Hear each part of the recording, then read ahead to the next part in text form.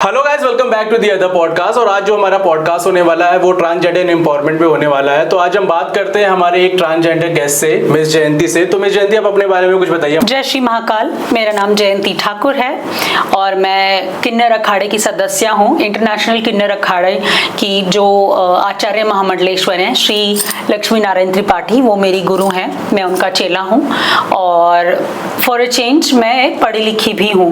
जैसे एक मिथ होता है लोगों के मन में कि किन्नर सिर्फ दो ही काम कर सकते हैं, या तो ताली बजा के भीख मांगेंगे या फिर सेक्स वर्क कर सकते हैं। लेकिन मैं पढ़ी लिखी भी हूँ, मैं ग्रेजुएट हूँ और एक बैंक में as an assistant manager job भी करती हूँ। तो मेरा आपसे यही सवाल होगा, सबसे पहला सवाल। आई नो कि बहुत लोगों ने आपसे ये सवाल पूछा होगा, आपको सबसे पहली बार कब रियलाइज हुआ कि मतलब आप ट्रांसजेंडर हो? या हाँ, काफ़ी लोग यही सवाल पूछते हैं ट्रांसजेंडर से जनरली कि आपको कब ये रियलाइज़ हुआ कि आप अलग हो। ये क्या है ना, मैं नहीं सोचती कि मैं अलग हूँ, मैं समझती हूँ कि मैं खास हूँ, स्पेशल हूँ। I am not different, I am unique and I am special.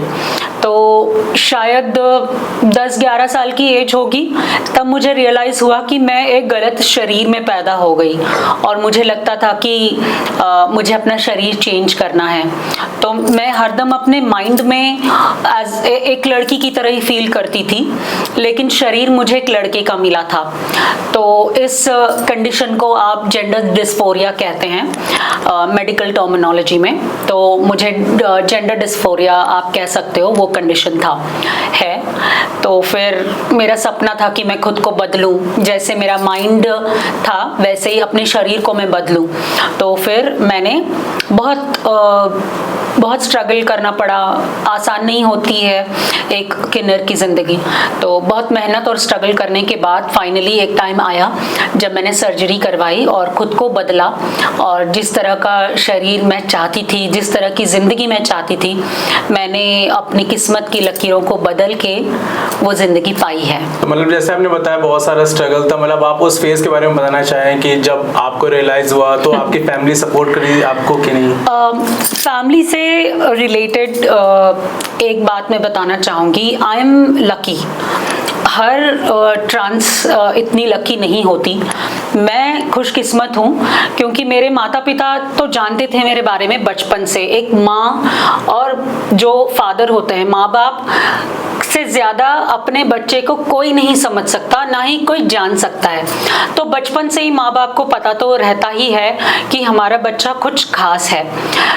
तो मेरे माँ बाप ने ये जानते हुए भी मुझे ठुकराया नहीं, मुझे घर से बाहर नहीं निकाला जैसे जनरली होता है। जो बच्चे थोड़े अलग होते हैं, जो खास होते हैं, जो LGBT कम्युनिटी से होते हैं, उन बच्चों के साथ ये होता है कि उनके माँ बाप उनको घर से बाहर फेंक देते हैं, या फिर इतना टॉर्चर हो जाता है, ताने देना, गुड़ मीठा छक्का मामू, इस तरह की शब्दों का प्रयोग करते हैं। घर वाले भी, रिलेटिव्स भी, आस पड़ोस के लोग, स्कूल कॉलेज में friends, everyone, they torture them in a such a way that वो खुद घर छोड़ के या तो भाग जाते हैं या सुसाइड कर लेते हैं, या उनके घर वाले ही उनको घर से निकाल देते हैं। लेकिन मैं लकी थी, मेरे माँ बाप ने मुझे घर से नहीं निकाला, उन्होंने मुझे पढ़ाया। 10वीं कक्षा तक मैंने पढ़ाई करी। मेरे मम्मी पापा ने मुझे पढ़ाया क्योंकि हम बहुत ही ज़्यादा फिनेंशियली बहुत वीक थे। तो उस टाइम इतना नहीं था हमारा फिनेंशियल स्टेटस। तो 10th तक पढ़ाई करने के बाद मेरे मम्मी पापा ने बोला कि बेटा हम तो यहीं तक पढ़ा सकते हैं, अगर आपको आगे पढ़ना है तो खुद कमाओ और पढ़ो। फिर मैंने वहाँ से मेरी स्ट्रगल आप कह सकते हो, मेरी ज़िंदगी का शुरू हुआ। 10th के बाद मैं एक कपड़ों की दुकान जैसे होती है, टेक्सटाइल शोरूम था, बड़ा सा शोरूम था। नीचे ground floor, first floor, second floor, third floor, पूरा जैसे आजकल स्टोर्स होती हैं वैसा वो इनिशियल टाइम का पहला ऐसा एक स्टोर था जहाँ पे एक ही बिल्डिंग में सारा कुछ मिल जाए। तो उस तरह का एक शोरूम था, वहाँ पे मैं काम करती थी। मेरी 10th के बाद मेरी सैलरी थी 600 रुपये महीना, और मेरा काम था जैसे ही दुकान खुल जाए झाड़ू लगाना और पोछा लगाना। तो वहाँ से मैंने शुरू किया और मैंने वहाँ 2.5-3 साल काम किया। काम करने के बाद मुझे लगा कि वहाँ पे कुछ एक तो ग्रोथ नहीं है, सीखने के लिए कुछ नहीं है, और आप जैसे जानते हो वो फील्ड ऐसा है कि वहाँ पे आपको कोई समझ नहीं सकता है ना। तो उस कारण से फिर मैंने वो जॉब छोड़ी, फिर मैंने पढ़ाई स्टार्ट करी, मैंने इंटरमीडिएट ज्वाइन किया और साथ में मैं ट्यूशन्स वगैरह देती थी, ट्यूशन्स देना। उसके बाद मैंने एक स्कूल में एज अ टीचर मैंने ज्वाइन किया। Being a trans still I am very glad कि उन लोगों ने मुझे एक्सेप्ट किया एज ए टीचर। मैं इंग्लिश लैंग्वेज पढ़ाती थी स्कूल में। 3 साल मैंने इंग्लिश लैंग्वेज की वहाँ पे टीचिंग करी। सॉरी टू इंटरप्ट, मतलब कौन से सिटीज से? आप दिल्ली की बता रहे हो? नहीं, साउथ से। अच्छा, साउथ से। हाँ। साउथ में कौन से सिटी से? मैं चेन्नई से बिलोंग करती थी। अच्छा जी। तो क्या हुआ वहाँ पे टीचिंग के प्रोफेशन में आने के बाद रिस्पेक्ट तो बहुत मिलती है। स्कूल के बाद वहाँ पे इवनिंग क्लासेस हुआ करती थी। वहाँ इवनिंग क्लासेस में एक सर आते थे जो सिर्फ 10th क्लास के बच्चों को साइंस पढ़ाने आते थे, ठीक है, और शाम को 6 से 7 बजे वो 1 घंटा पढ़ाते थे। 7 बजे उनको पिक करने कैब आती थी वहाँ पे। मैं सोचती थी कि क्या ऐसा काम कर रहे हैं जो इनको कैब आ रही है पिकअप करने। और वैसे मैं इंग्लिश ही पढ़ाया करती थी बच्चों को। तो मैंने एक दिन उनसे पूछा कि सर आप ऐसा क्या काम करते हो जो आपको कैब आ रही है पिक करने। तो उन्होंने बताया कि जयंती जी मैं ऐसे कॉल सेंटर में जॉब करता हूँ, तो बहुत अच्छा वहाँ पे आजकल पे सैलरी वगैरह अच्छी होती है। मैंने बोला आप मेरी हेल्प करेंगे? तो उन्होंने बोला कि आपको हेल्प की ज़रूरत नहीं है, आपकी इंग्लिश अच्छी खासी है, आप ट्राई कर सकते हो। तो फिर उनके रेफरेंस से मैंने इंटरव्यूज़ देना शुरू किया। Then I changed from teaching profession to, फिर मैं कॉर्पोरेट इंडस्ट्री में वैसे मैंने कदम रखा। फिर कॉर्पोरेट में अब मुझे ऑलमोस्ट 12-13 साल हो गए हैं एंड 600 से मैंने स्टार्ट किया था। आज मैं एक इंटरनेशनल बैंक में असिस्टेंट मैनेजर हूँ। मेरे अंडर 18 बच्चे काम करते हैं। अच्छी बात है। और जैसे आप स्ट्रगल की अपने बता रहे थे, आपके मतलब जैसे स्कूल कॉलेज में कोई ऐसा इंसिडेंट हुआ, जैसे आप बता रहे थे कई नामों से आजकल लोग बोलते हैं, हाँ। आपके साथ कुछ ऐसा हुआ? ट्रोलिंग मेरे साथ ज़्यादा नहीं हुई, टचवुड। ये हो सकता है कि भगवान की कृपा कह सकते हो, लेकिन मेरे साथ कुछ हुआ तो है। जैसे मेरे कज़न, मेरे मम्मी के कज़न ब्रदर थे, दूर के रिश्तेदार थे। तो हम लोग पापा भी ड्यूटी पे चले जाते थे, मम्मी भी जॉब करती थी हमारे बचपन में। तो क्योंकि एक अकेली सैलरी से घर नहीं चल सकता, तो माँ भी जॉब करती थी। पहले मैं आ जाती थी स्कूल से, उसके बाद मेरी बड़ी बहन आती थी स्कूल से। तो उनको पता था कि किसकी क्या टाइमिंग है, कौन कब आता है जाता है। तो सबसे पहले अराउंड 3 PM के आसपास स्कूल से मैं आती थी, तो वो तब आ जाया करते थे घर पे। और फिर उन्होंने मुझे मोलेस्ट किया और ये कम से कम 1-1.5 साल ऐसा चलता रहा। मुझे वो धमकाते थे कि ये किसी को बताना मत, अगर बताओगे तो मैं तुम्हें मार दूंगा, इस तरह करके वो डराया करते थे। और उस समय शायद मेरी एज होगी 7th क्लास में थी मैं, 6th या 7th क्लास, तो आप समझ सकते हो 10-11 साल की उम्र होगी। हाँ, और फिर ये 1.5 साल तक ये टॉर्चर मैंने सहा।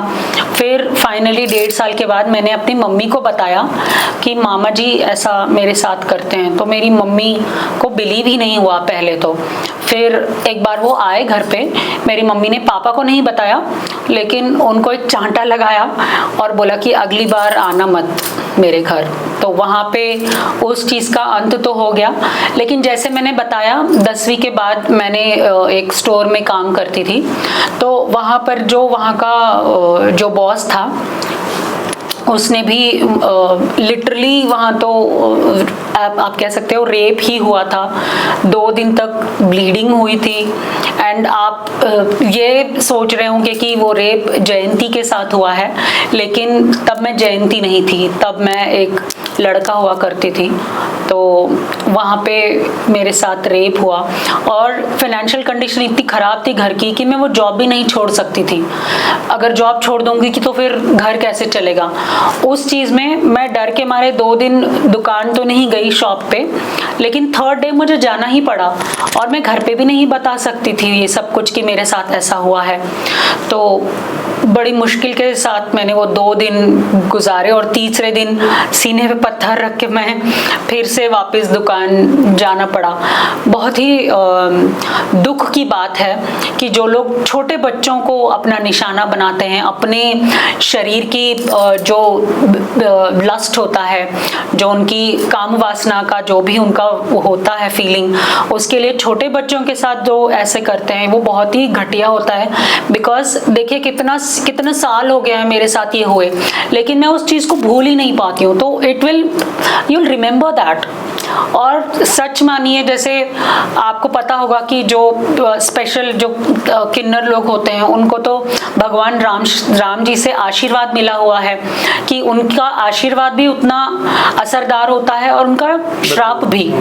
तो बहुत मन से बद्दुआ निकलती है ऐसे लोगों के लिए जो छोटे बच्चों को अपना हवस का शिकार बनाते हैं। और जैसे छोटे बच्चे, जैसे अभी थोड़े दिन पहले एक वेब सीरीज आई थी, मैं वो मतलब इसी टॉपिक पर बनी थी, वो मैंने उनसे भी बोला था, जो बच्चे शेयर नहीं कर पाते अपने पेरेंट्स से, मतलब उनके लिए आप कुछ मैसेज देना चाहो जैसे पेरेंट्स को कि अपने बच्चों से इतना खुल के रहें कि हर बात शेयर करें अपने मतलब अपने पेरेंट्स से बच्चे, उनके लिए अगर आप कुछ मैसेज देना चाहो तो। हाँ बिल्कुल। आपने जब अप्रोच किया था पॉडकास्ट के लिए तब मैं श्योर नहीं थी, लेकिन बाद में फिर मैंने मेरी गुरु से बात की इस मामले में कि मुझे ऐसे पॉडकास्ट का ऑफर आया है। तो फिर माँ ने बोला कि नहीं तुझे जाना चाहिए, तू जा। तो फिर माँ से आज्ञा लेके मैंने सोचा कि मुझे करना चाहिए उस बच्चे के लिए जो कहीं दूर गांव में बैठा है, जो ये पॉडकास्ट देखेगा और उसको ये ना लगे कि मैं अकेला हूँ। दुनिया में कोई अकेला नहीं होता। मैंने भी अपना सफ़र अकेले ही शुरू किया था, लेकिन कोई अकेला नहीं है। मैं ये चाहती हूँ कि ये पॉडकास्ट जो भी देख रहा है उसको ये फीलिंग हमेशा रहे कि तुम अकेले नहीं हो। भगवान भगवती हरदम उनके साथ है और अगर आप खुद पे विश्वास रखो आपको कोई नहीं हरा सकता, आप कभी भी पीछे नहीं हट सकते। और जैसे आपने एक इमेज बताई थी, जैसे ट्रांसजेंडर लोगों की एक इमेज होती है, जैसे मैं सबको इंक्लूड करके बोल रहा हूँ, सबके मन में ये इमेज होती है, मतलब जो भी आज के टाइम पर लोग हैं, जैसे जो ट्रैफिक सिग्नल पर आते हैं, जो ट्रेन में आते हैं, उनकी वजह से बहुत ज्यादा खराब हो चुकी है इमेज आजकल। हाँ। तो उनके बारे में अगर आप कुछ कहना चाहें तो। देखिए ये स्टार्ट कहाँ से होता है, मैं आपको थोड़ा हिस्ट्री में लेके जाऊंगी। बिल्कुल बिल्कुल, एकदम खुल के बताइए। मैं चाहता हूँ कि जैसे मेरे बाकी पॉडकास्ट थे वैसे ही, मतलब जितने भी मेरे गेस्ट आए उन्होंने बिल्कुल एकदम जो ट्रू स्टोरी, इनसाइड स्टोरी होती है वही बता दे, तो मैं आपसे भी वही एक्सपेक्ट करता हूँ कि आप भी बिल्कुल वैसे होता है। इसका जवाब मैं आपको देना चाहूंगी, थोड़ा हिस्ट्री में भी जाएंगे और मैं इंडियन सोसाइटी के बारे में भी आपको एक्सप्लेन करूंगी। हमारे इंडिया के लोगों को 3 चीजें बहुत अफेक्ट करती हैं। एक है क्रिकेट, दूसरा है बॉलीवुड और तीसरा है पॉलिटिक्स। ये 3 चीजें हैं जो इंडिया के लोगों को बहुत ज्यादा अफेक्ट करती हैं। तो क्रिकेट तो अलग चीज है वैसे, लेकिन मैं पॉलिटिक्स और बॉलीवुड के बारे में आपको बताना चाहूंगी। बॉलीवुड जो हमारे टाइम का हुआ करता था, 90s का बॉलीवुड अगर आप देखोगे तो जो भी अगर किसी भी मूवी में कोई कॉमेडी सीन डालना है तो आप वहाँ गे कैरेक्टर डाल दो, गे हो गया, ट्रांसजेंडर है ना। आप हाँ किसी भी आपको हंसाना है लोगों को तो वहाँ पे एक LGBT कम्युनिटी के किसी मेंबर को डाल दो, ठीक है। कुछ मूवीज भी है, अगर मैं नाम मुझे नहीं पता कि मैं ले सकती हूँ नहीं, मैं बता दे, राजा हिंदुस्तानी। हाँ और ये सलमान खान की एक मूवी थी, प्यार किया तो डरना क्या, उसमें भी एक कैरेक्टर था, उसका नाम लेके मुझे मेरे कॉलेज में चिढ़ाया जाता था। तो ये सब चीजें बॉलीवुड ने LGBT कम्युनिटी का इस तरह का चेहरा बना दिया है, इमेज बना दी है। उन लोगों को लगता है कि LGBT कम्युनिटी वाले जोकर हैं, आप इनका मजाक बना सकते हो, आप इनकी खिल्ली उड़ा सकते हो और आप इनके साथ बदतमीजी भी कर सकते हो क्योंकि ये इंसान ही नहीं है। ये इमेज बॉलीवुड ने बनाई है, specially if you see 90s 2000 के आसपास। फिर एक नया आप कह सकते हो टाइम आया इंटरनेट का, अंबानी जी की दया से जो इंटरनेट एकदम लोगों पे छा गया, उसकी वजह से people got access to information, लोगों के पास एक्सेस ही नहीं था। फिर जब इंटरनेट आ गया, सबके पास एक्सेस आ गया, तो और उसके बाद जो जेनजी है, आप कह सकते हो जेनजीज हैं, मिलेनियल्स हैं, जो आजकल के बच्चे हैं, they have learned to learn things, है ना, उन्होंने सीखना चाहा, उन्होंने जानना चाहा, and that's why they try to explore, they try new things and they try to learn। तो वहाँ से ये एक नई पहल शुरू हुई, Amazon आ गया, Amazon और फिर Netflix आ गया, इसमें कई सारी वेब सीरीज हैं LGBT कम्युनिटी से रिलेटेड, जिन्होंने बहुत सपोर्ट किया, बहुत हेल्प किया। आज हमारे बारे में आपको बहुत सारा इंफॉर्मेशन वेब सीरीज के थ्रू मिल जाएगा। एक मैंने पॉलिटिक्स का अगर हम बात करें, मैंने एक पॉलिटिशियन का इंटरव्यू देखा था, उन्होंने बोला था कि ये जो LGBT कम्युनिटी वाले हैं, ये हमारे देश के नहीं हैं। उन्होंने बोला था कि ये this is not our culture, okay. उन्होंने बोला था कि ये विदेशी तौर तरीके हैं, it is the effect of western culture का इफेक्ट है, जो यहाँ के भारतीय बिगड़ गए हैं, ठीक है। तो ये मुझे बड़ा सही नहीं लगा, क्योंकि अगर आप देखें हमारे वेदों में, पुराणों में हर जगह आपको LGBT कम्युनिटी वाले दिखेंगे पहले से।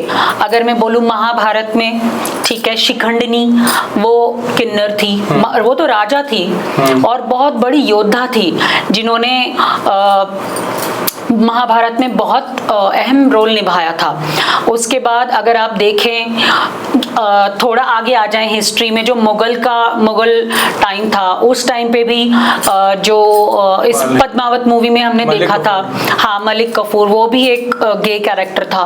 तो हिस्ट्री में LGBT कम्युनिटी पहले से ही है। रामायण में, महाभारत में, रामायण में जैसे मैंने बताया, श्री राम जब 14 साल की वनवास के लिए जा रहे थे, तो सारे अयोध्यावासी भी उनके पीछे जा रहे थे, बिकॉज अगले दिन उनका राज्याभिषेक था। राज्याभिषेक उनका अनाउंस हो गया था, लेकिन जब उनके पिता महाराज दशरथ जी ने बोला कि आपको 14 साल के लिए वनवास जाना पड़ेगा, तो श्री राम बस अपने पिता की एक ही बात पे वो अपना राजपाट सबको छोड़ के वो वनवास के लिए निकल गए थे। तब उनके पीछे सारी अयोध्या की जनता, सब लोग जा रहे थे।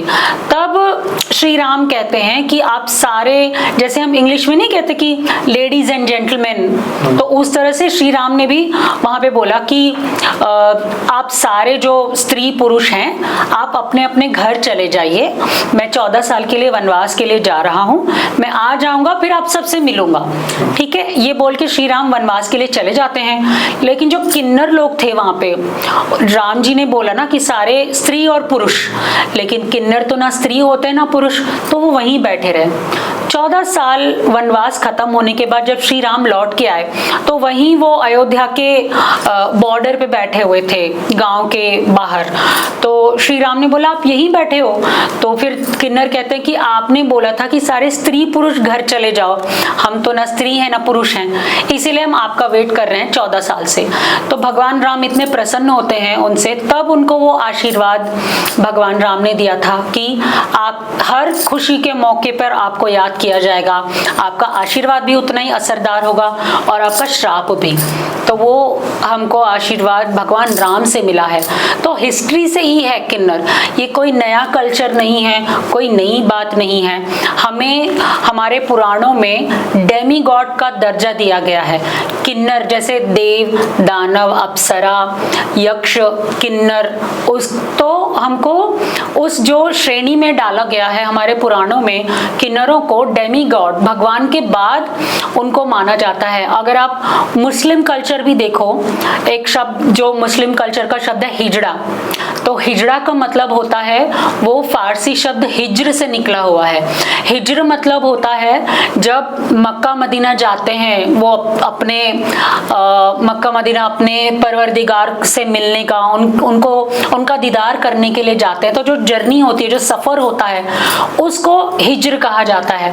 तो अपने परमात्मा से, अपने परमेश्वर से मिलने का जो सफर है, जो रास्ता है, वो होता है हिज्र।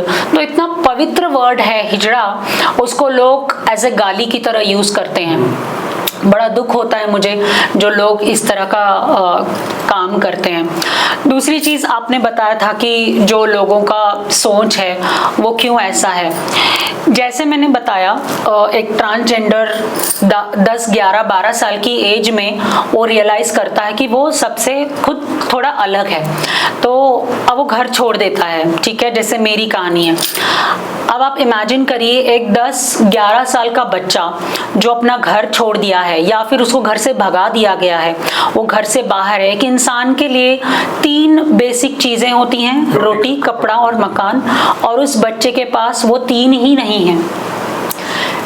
जब रोटी, कपड़ा, मकान ही नहीं है एक 10-12 साल की एज के बच्चे के पास, वो पढ़ाई कहाँ से करेगा? पढ़ाई तो सेकेंडरी है ना, पहले तो रोटी, कपड़ा, मकान चाहिए, उसके बाद पढ़ाई आएगी, सेकेंडरी है। तो उसके पास जब रोटी, कपड़ा, मकान ही नहीं है तो पढ़ाई कहाँ से करेगा? और जब पढ़ाई नहीं तो वो नौकरी कैसे करेगा? मजबूरी में उसके पास 2 ही चीज़ें रह जाती हैं, या तो भीख मांगेगा या तो अपना शरीर बेचेगा। ये मजबूरी है उन बच्चों की जिनको या तो घर से भगा दिया जाता है या उनको इतना टॉर्चर किया जाता है कि वो खुद घर छोड़ के चले जाते हैं। तो मेरी सबसे ये रिक्वेस्ट है, आज की जनरेशन के माँ बाप बहुत अंडरस्टैंडिंग है। जब मैं सर्जरी करवाने के लिए गई थी, मैंने तो काफ़ी टाइम के बाद करवाई। जब मैंने सर्जरी करवाई मेरी एज अराउंड 30 के आसपास थी, तो तब मैंने सर्जरी करवाई। लेकिन मेरे साथ ही एक ट्रांसजेंडर ने अपनी सर्जरी करवाई थी, उसकी एज 18 साल थी और उसके माँ बाप लेके आए थे उसको कि हमें हमारी बच्ची का ऑपरेशन करवा के एज ए ट्रांस कन्वर्ट करवाना है, बिकॉज उसको वही चाहिए, उसको वही पसंद है जीना, वैसे ही जीना, लड़की की तरह जीना पसंद है। ये कह के माँ बाप ही लेके आए थे। तो मुझे इतनी खुशी हुई देख के कि आजकल के माँ बाप समझ रहे हैं।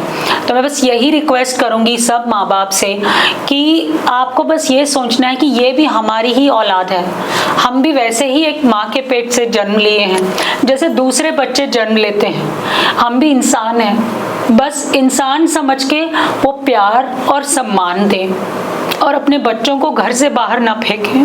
तो जयंती जी, एक जो मतलब लोगों के मन में एक वो रहता है, बहुत सारे मिस है ट्रांसजेंडर को लेकर, मतलब इंक्लूडिंग मी, मेरे को भी बचपन में बहुत सारी स्टोरीज बताई गई थी। अगर मैं उस पर, अगर आप एग्री हो तो मैं आपसे सवाल करना चाहूँगा उस पर। हाँ। एक जो ट्रांसजेंडर्स की डेथ होती है, मतलब उसके बारे में बहुत सारे मिस है, तो उसके बारे में अगर आप कुछ बताना चाहें तो। हाँ, ये जो कहा जाता है कि जब ट्रांसजेंडर की डेथ हो जाती है तो उनकी बॉडी को चप्पलों से मारा जाता है, ये सब झूठ है, ऐसा कुछ नहीं होता। मैं किन्नर अखाड़े से हूँ, तो मैं तो सर्टिफाइड हूँ मैंने मिनिस्ट्री ऑफ सोशल जस्टिस से ट्रांसजेंडर सर्टिफिकेट लिया हुआ है, तो ऐसा कुछ नहीं होता है, सब झूठ है।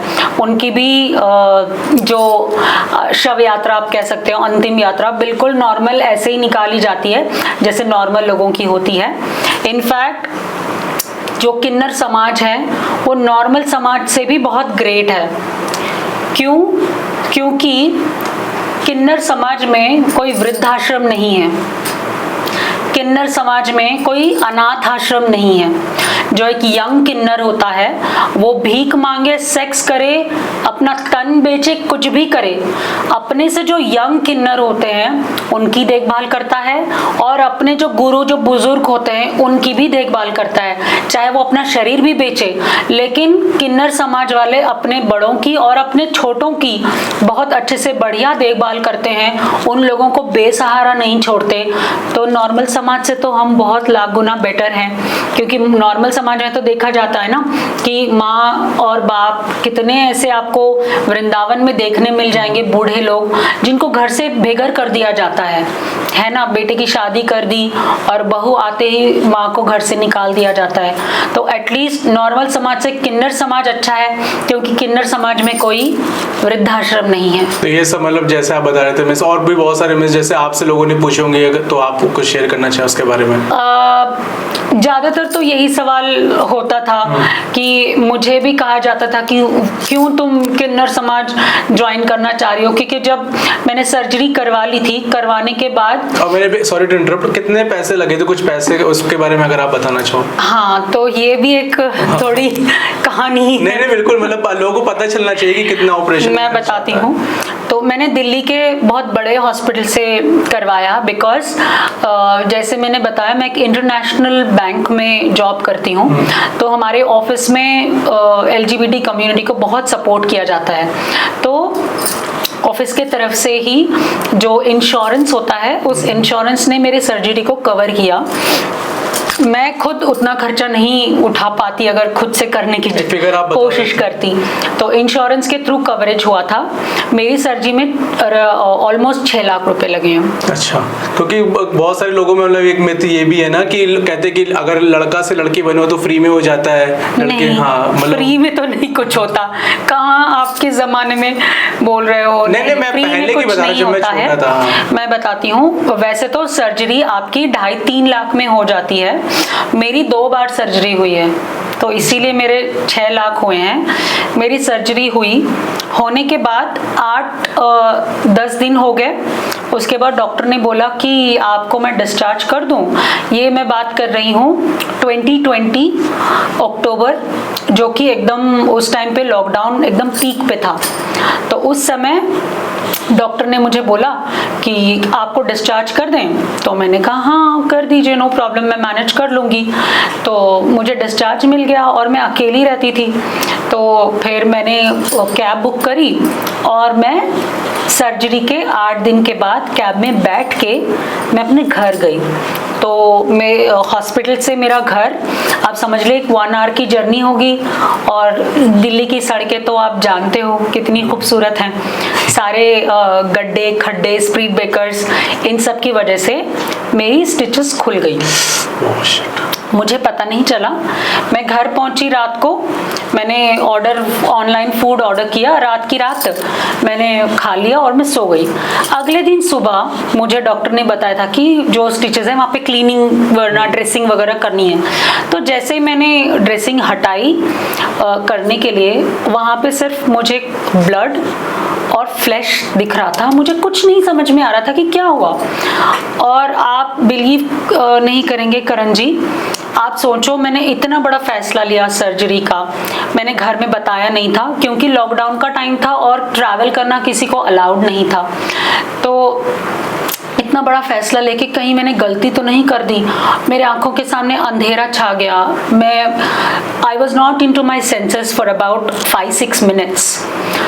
जब 5-7 मिनट के बाद जब मैं होश में आई, तब मैंने डॉक्टर को कॉल लगाया। मैंने बोला कि doctor, I think there something wrong, मुझे यहाँ कुछ नहीं दिख रहा है, सिर्फ मुझे ब्लड और फ्लैश ही दिख रहा है। उन्होंने बोला क्या हुआ, सेंड मी द पिक्चर। फिर मैंने व्हाट्सएप पे उनको पिक्चर भेजी, तो फिर उन्होंने देखा और देख के बोला कि what have you done. I said I have done nothing, मैंने तो कुछ नहीं किया, मैं बस रात को आई और फिर आने के बाद मैंने अभी ड्रेसिंग करने के लिए मैंने चेक किया। उन्होंने no you come back to hospital. मैंने फिर कैब बुक करी, फिर मैं हॉस्पिटल पहुंची। हाँ, लॉकडाउन का टाइम था ना, कोई अलाउड ही नहीं था। तो फिर जब हॉस्पिटल गई तो फिर चेक वगैरह किया उन्होंने, इनिशियल जो भी एग्जामिनेशन होता है करके। उन्होंने बोला आप गए कैसे थे घर। मैंने बोला मैं कैब में बैठ के गई थी। तो उन्होंने फिर मुझे डांटा कि आपको पता नहीं कि आपकी 8 दिन पहले सर्जरी हुई है और आप बैठ के कैसे जा सकते हो। मैंने बोला आपने तो बताया नहीं। तो उन्होंने बोला ये तो कॉमन सेंस है, मुझे लगा यू आर स्मार्ट इनफ। तो वो मेरी गलती थी। फिर 2 दिन के बाद मेरे फिर से सेकेंड सर्जरी हुई। तो ओवरऑल 54 स्टिचेस के साथ 2 सर्जरी करवा के सेकेंड टाइम, और डॉक्टर ने मुझे 3 हफ्तों तक हॉस्पिटल से डिस्चार्ज नहीं किया। उन्होंने बोला तू जाएगी तो फिर तू ऐसे कुछ करेगी काम, तो नहीं मैं जाने नहीं दूंगा। तो फिर मेरे स्टिचेस 80% तक हील हो गए थे। उसके बाद फिर मुझे डिस्चार्ज मिला। ओवरऑल 6 लाख के आसपास मेरा हुआ था। बट अगर कोई फर्स्ट टाइम ही करवा रहा है तो 2.5-3 लाख में हो जाएगा। और वैसे मैंने जैसे बताया कि दिल्ली के सबसे बड़े हॉस्पिटल से करवाया, तो महंगी भी थी।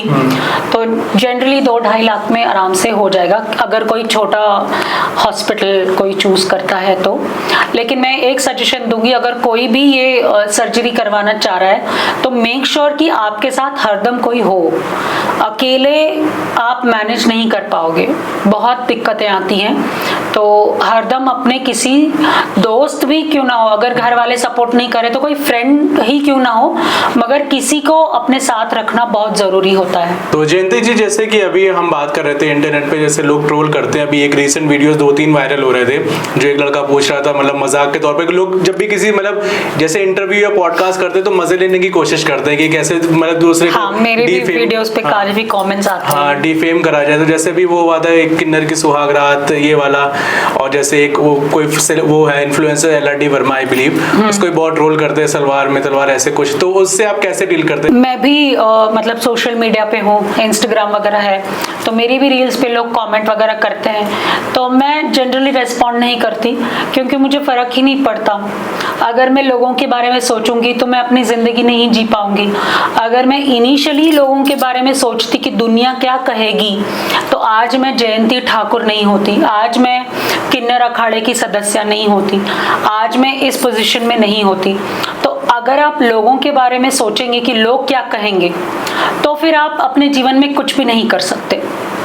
और लोगों का काम ही है बोलना, ट्रोलिंग करते ही हैं लोग। और आप खास करके गौर करना, ट्रोलिंग वैसे ही लोग करते हैं जो खुद अपने जीवन में कुछ नहीं कर पाते, ठीक है, उनके पास कोई काम नहीं होगा, ठीक है, फोन में रिचार्ज पापा करवा देंगे, ठीक है, टी शर्ट भाई दुबई से भेज देगा, ठीक है, या फिर बहन बर्थडे गिफ्ट कर देगी, तो कपड़े भी अपने नहीं खरीद पाते, अपना फोन भी खुद का रिचार्ज नहीं कर पाते। ऐसे लोग दूसरों पे उंगली उठाते हैं, ठीक है।